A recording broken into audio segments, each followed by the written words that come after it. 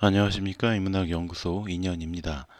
이번 시간에는 7분 인명록 그 25번째 중국을 대표하는 역사가 사마천에 대한 이야기를 해보려고 합니다. 25번째 주제, 사기로 대표되는 중국의 역사학자 사마천.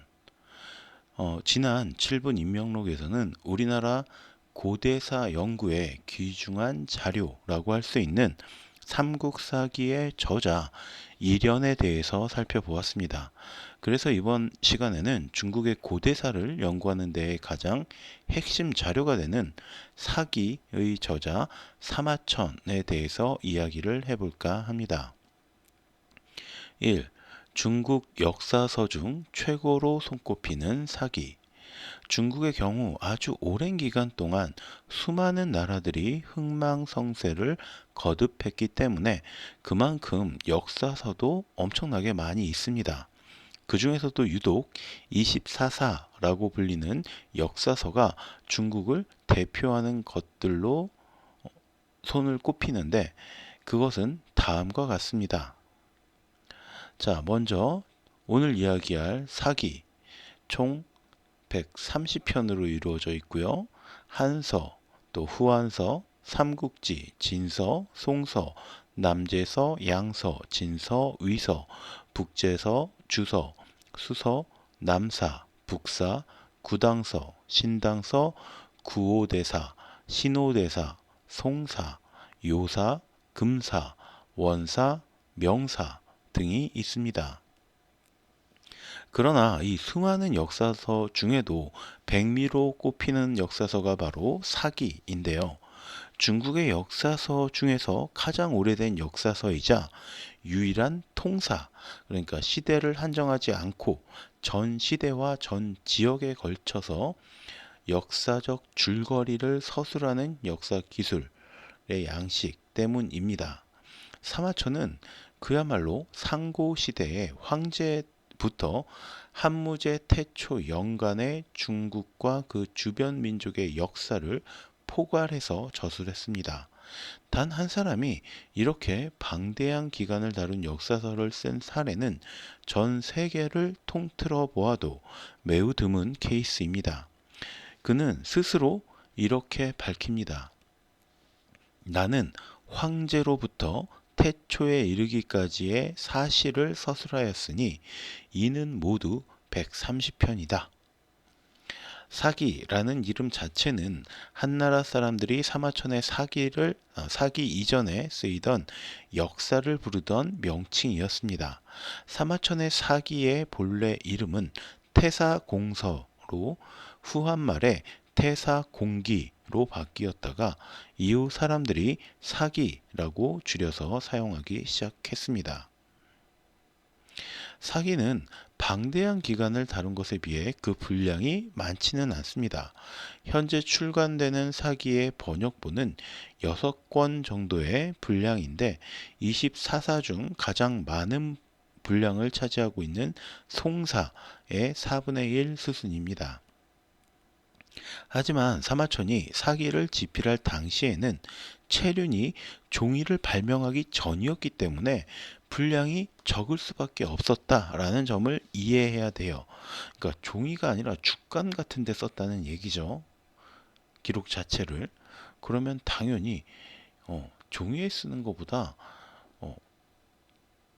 어떤 물질적인 양은 엄청나게 많겠지만 이 실질적인 글로 쓴 분량은 적을 수밖에 없습니다.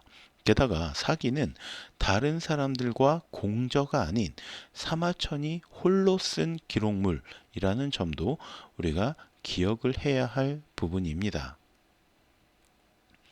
이 천하의 역사를 기록하라는 아버지의 유언. 그렇다면 이 사기를 쓴 사마천은 어떤 인물일까요? 용문, 지금의 산시성 한청시에서 BC 145년경에 태어났다라고 알려져 있고 워낙 오래전 인물이라서 출생 연도가 확실하지는 않습니다. 그의 아버지 사마담은 한나라의 태사령을 지낸 인물인데 천문역법과 도서를 관장하는 관직이었다고 합니다.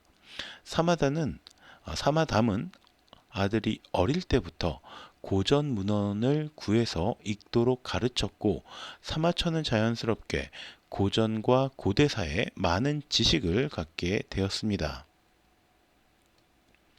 어린 나이에도 고문서 해독이 가능할 정도의 지식을 쌓은 사마천은 청년이 되자 전국의 역사 유적지를 직접 둘러보게 됩니다. 실제로 유적지에 가서 자신이 서적으로 보았던 내용을 확인하고 그곳에 살고 있는 사람들을 통해 책에서는 확인하지 못했던 새로운 사실까지 알아내서 기록을 한 거죠.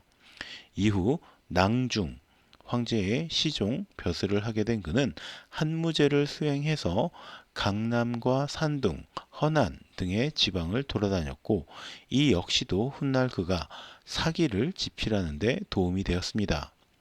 BC 110년경 아버지가 사망을 하면서 천하의 역사를 기록하라 라는 유언을 남겼다고 하고 사마천은 아버지의 뒤를 이어서 태사령의 자리에 오릅니다. 사마천은 아버지의 유지를 이어서 역사책을 쓰겠다라고 결심했는데 그는 당시의 역사만이 아니라 여기저기에 흩어져 있거나 기록으로 남아있지 않은 고대의 역사들을 체계적으로 정리해서 만들려고 했습니다. 그는 사방에 흩어져 있던 역사의 기록들을 모으기 시작했고 궁궐에서만 전해지는 중요한 서적과 상소문이나 포고문과 같은 기록까지 수집을 했죠. 이때 그에게 가장 큰 도움이 되었던 것이 바로 공자의 춘추였는데 공자가 춘추를 통해서 역사적 사실에 자신의 적절하게 덧붙여 표현한 방식을 사마천도 사기에서 유사하게 차용을 했습니다. 3. 치욕스러운 궁형과 사기의 완성. 40대에 접어든 사마천은 조정의 일과 사기의 저술이라는 두 가지 일로 눈코 뜰 새 없이 바쁜 나날을 보냈는데 이런 사마천에게도 생각하지 못한 위기가 발생하게 됩니다. 바로 그의 나이 47세에 일어난 이릉 변호 사건이 그것이었습니다. 당시 한나라의 명장 이광의 손자이자 흉노를 토벌해서 빛나는 공을 세웠던 장수 이릉이 전쟁터에서 어쩔 수 없이 흉노에게 항복하는 일이 발생합니다. 조정의 많은 사람들은 오랑캐에게 패배하고 항복까지 한 이릉을 처벌해야 한다라고 주장했죠. 무제는 오랜 시간 함께했던 사마천의 의견도 물어보는데 이때 사마천은 이릉이 선전했지만 상황이 여의치 못해서 모두의 목숨을 보전하고자 항복한 것이다 라고 그를 변호합니다. 다만 단순한 변호가 아니라 패전의 책임을 이광리가 지는 것이 옳다라고 주장한 것이 바로 문제였습니다. 이 이광리는 무제가 아끼던 애첩의 오빠였기 때문에 이 말을 들은 무제는 자신이 이광리를 전장에 내보내서 졌다라는 의미로 곡해하게 되었습니다. 그러니까 무제는 약간 비꼬아서 생각을 한 거죠. 네가 네 애첩의 오빠를 장군으로 만들어서 보냈기 때문에 이릉이 진 거다. 이런 식으로. 분노한 무제는 사마천을 옥에 가두고 사형 선고를 내리는데 아버지의 유언에 따라서 이 사기의 저수를 끝마쳐야만 하는 사마천에게는 청천벽력과 같은 일이었습니다. 근데 당시 한나라 법에 따르면 사형수가 죽음을 면하는 방법은 50만 전이라는 거금을 내는 것과 궁형, 그러니까 생식기를 거세하는 형벌을 자청하는 것이었습니다. 50만 전은 나라의 진짜 거상, 거부 같은 사람들이 아닌 이상 마련하기는 힘든 액수였기 때문에 나는 살아서 사기를 완성해야 돼 라는 어떤 목표의식을 갖고 있던 사마천이 선택할 수 있었던 것은 궁형밖에는 없었습니다. 사실 현대에도 그렇지만 한나라 때의 남성이 생식기를 잃는다 라는 것은 매우 치욕스러운 형벌이라서 차라리 죽음을 선택하는 사람들이 더 많았다라고 합니다. 아무튼 그렇게 그의 나이 49세에 사마천은 궁형을 받고 감옥에서 풀려나게 됩니다. 감옥에 수감되어서까지도 사기의 지필에 매달리던 사마천은 그렇게 풀려나서는 더욱 역사서 편찬에 몰두합니다. 이쯤 되자 무제 역시 사마천에게 행한 자신의 실수를 인정하면서 그를 황관들 중에 최고직인 중서령에 앉히고 황제의 곁에서 문서를 다루는 일을 맡깁니다. 그리고 마침내 사기를 완성한 사마천은 자신의 억울함과 서운함을 글 곳곳에 담아두었고 그중 대표적인 구절이 믿음을 보여도 의심하고 충성을 다해도 비방한다 라는 말이었습니다. 이처럼 평생의 수건인 사기를 완성한 그는 불과 2년 뒤에 사망을 합니다. 그러나 그가 쓴 사기는 지금까지도 중국을 대표하는 최고의 역사서라고 손꼽히고 있고 사마천 또한 중국 역사학의 시조라고 불리고 있습니다. 자, 그럼 오늘 이야기는 여기서 모두 마치도록 하고요. 저는 다음 시간에 또 다른 컨텐츠로 찾아뵙도록 하겠습니다.